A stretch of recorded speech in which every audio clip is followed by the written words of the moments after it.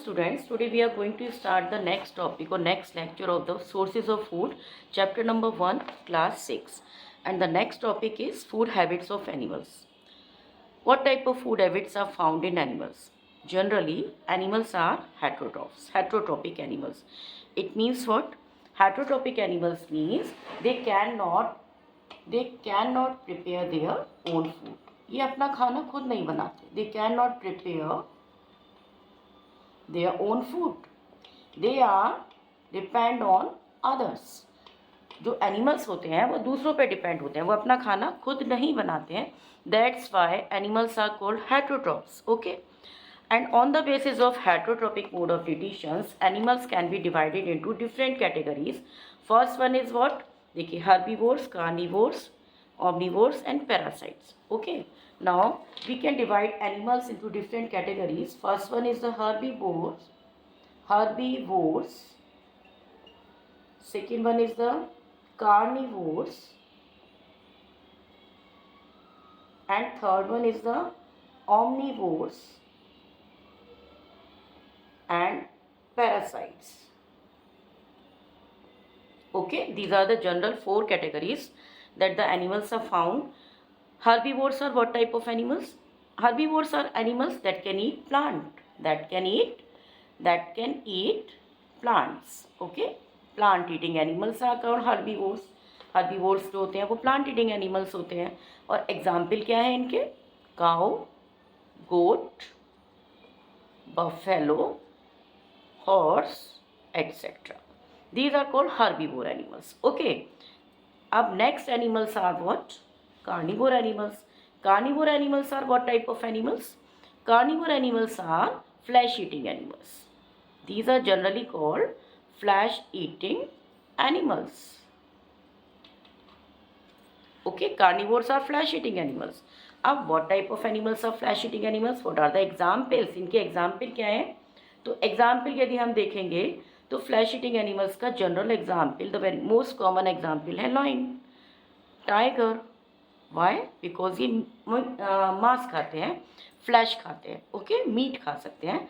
That's why these type of animals are called carnivores और carnivorous animals. इनको हम carnivorous भी बोलते हैं. ओके, या तो आप कार्निवोर एनिमल्स बोलिए या बोल सकते हैं हम carnivorous animals. And the example is lion and tiger. Now the next category is third category is omnivore.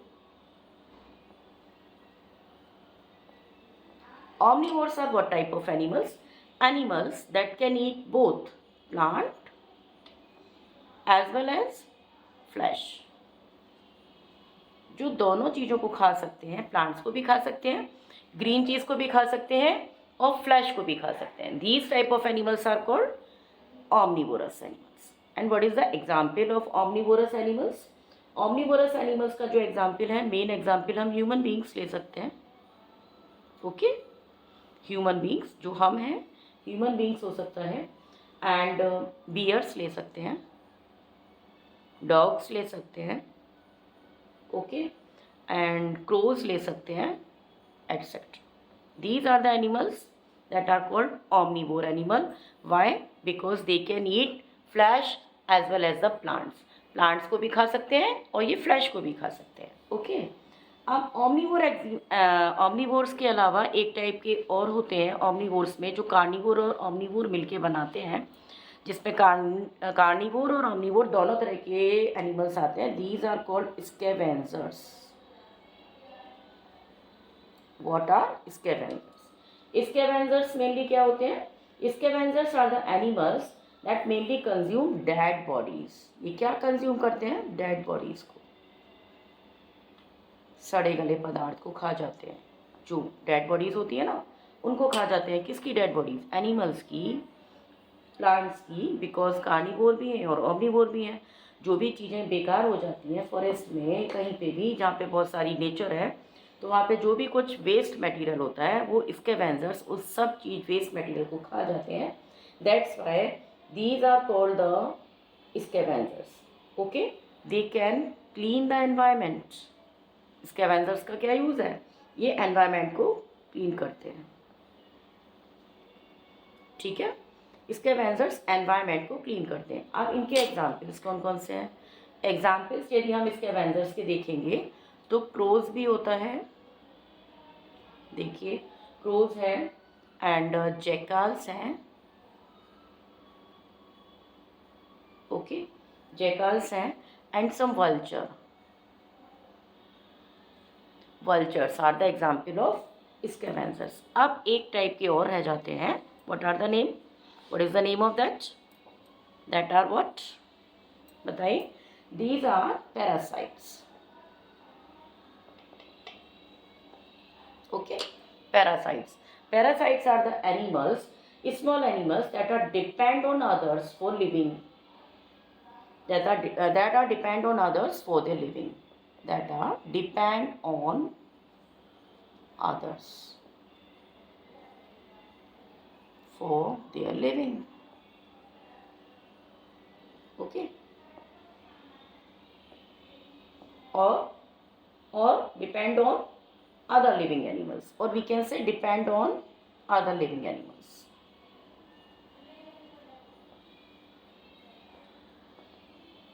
दूसरे लिविंग एनिमल्स पे डिपेंड होते हैं। अब ये कौन से एनिमल्स होते हैं भाई जो दूसरे लिविंग एनिमल्स पे डिपेंड होते हैं? ये जनरली क्या करते हैं? ब्लड को सक करने वाले एनिमल्स होते हैं, ओके, जो दूसरे के ऊपर रहते हैं। जस्ट लाइक हमारे ब्लड को सक कौन करता है? मॉस्किटो ब्लड को सक करता है, सक blood, that's why it is called parasite, ठीक है।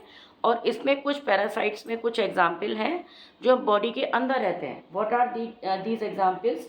दीज आर टेपवॉर्म्स, जो एनिमल की बॉडी के अंदर पाए जाते हैं, ठीक है। एक नेक्स्ट एग्जाम्पल है हुकवॉर्म, जो बॉडी के अंदर मिलता है, एंड बग। बग जो होता है वो बग क्या होता है? बग, ये भी बॉडी के ऊपर रहता है और ब्लड को सक करता है। And mosquito is the common example that सक blood. These are called parasites. And diagram, you can see the diagram of these. देखिए डायग्राम देखिए। This is bug, this is tapeworm. It's a tape-like structure. It's very long. It is very long in if you length आप यदि इसका measure करेंगे तो बहुत लंबा होता है। Hookworm, hook like structure, okay. And mosquito आपने देखा ही है, ठीक है। नाउ दिस ये जो हुआ ये पार्ट क्लियर हो गया कि food habits of animals. According to the food habits of animals, animals are of different type, herbivore, carnivore, omnivore, parasite and scavengers also. Okay, this topic is covered. Now did you know swallowing of 1 teaspoon dry sugar can cure hiccups? यदि आप 1 teaspoon dry sugar को swallow कर लेते हैं, sugar को, तो आपकी जो हिचकियाँ आनी है वो क्योर हो सकती हैं। और जो हम रेड चिलीज़ खाते हैं अपने फूड को फ्लेवरस करने के लिए, उसमें फ्लेवर ऐड करने के लिए, उसमें क्या कुछ हेल्थ बेनिफिट होता है? Yes, they contain a compound capsaicin. किसमें? रेड चिलीज़ में। रेड चिलीज़ में एक कंपाउंड होता है, रेड चिली में एक कंपाउंड होता है, दैट इज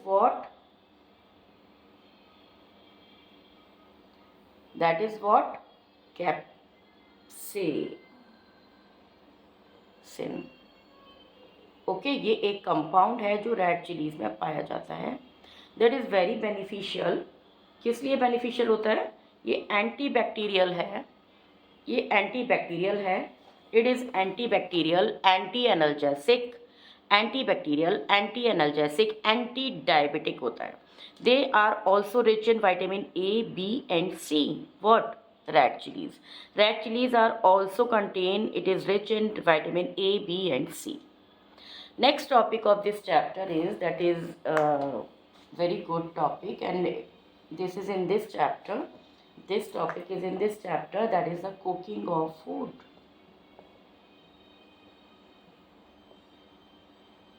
देखिए, कुकिंग ऑफ फूड। जब हम खाना बनाते हैं तो हमें क्या करना चाहिए, किन बातों का ध्यान रखना चाहिए? फर्स्ट ऑफ ऑल, जब भी हम कुकिंग कर रहे हैं तो हमारी कुकिंग अच्छी होनी चाहिए जिससे खाने वाले लोगों को खाना अच्छा लगे। हम कुकिंग क्यों करते हैं? अपने फूड को एडिबल बनाने के लिए।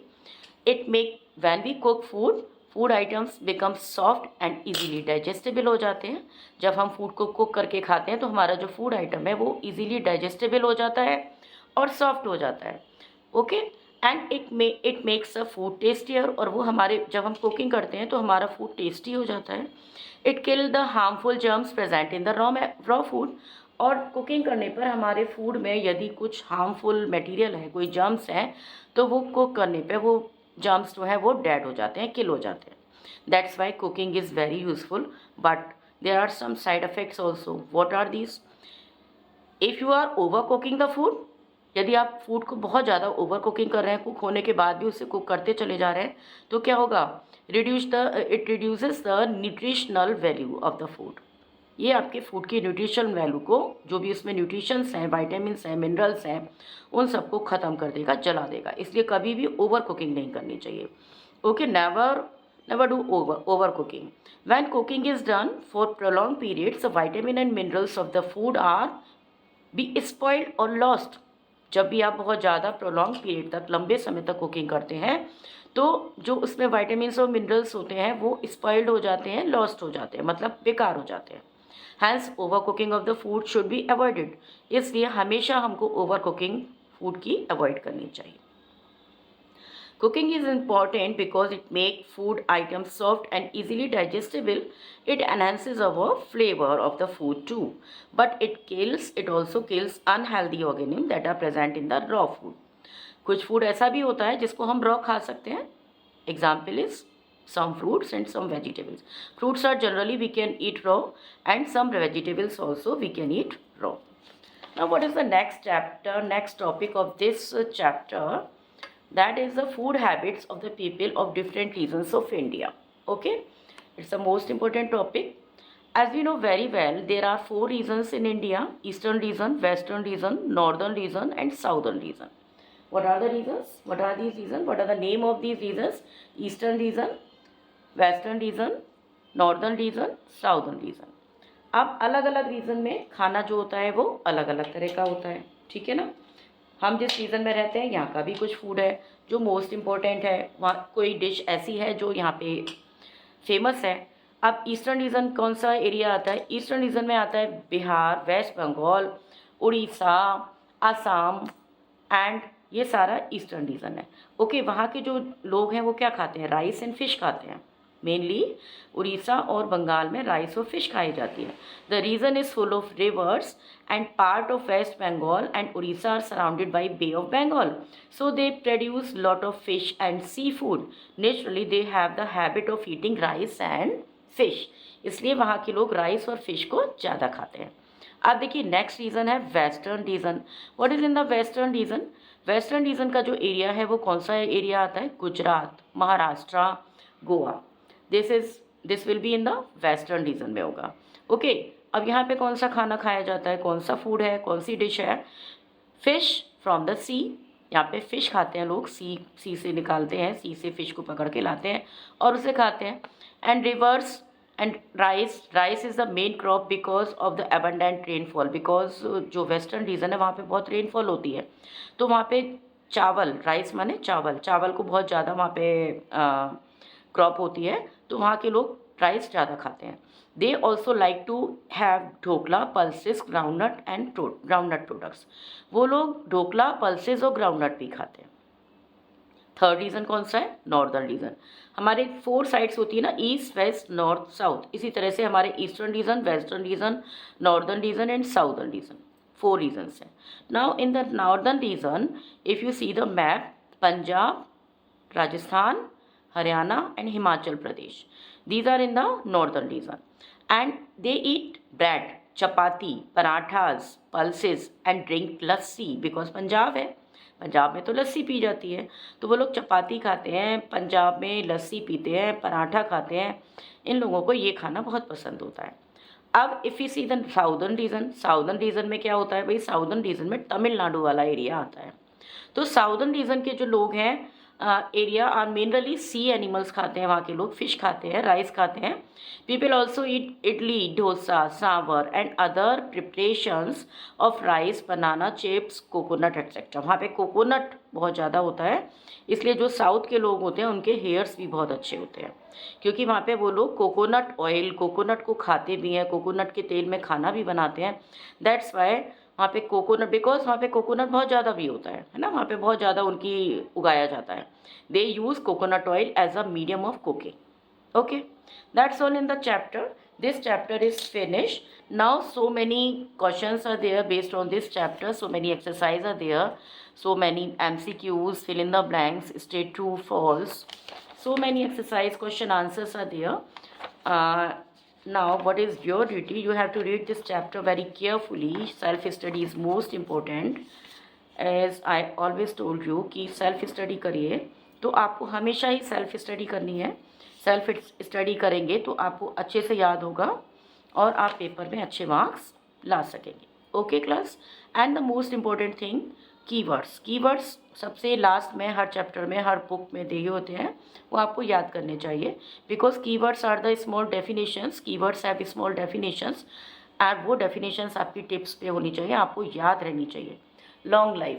So keywords are most important. You have to learn the keywords that will come in, always come in defined terms, in very small type of definitions. Okay, that's all in the chapter.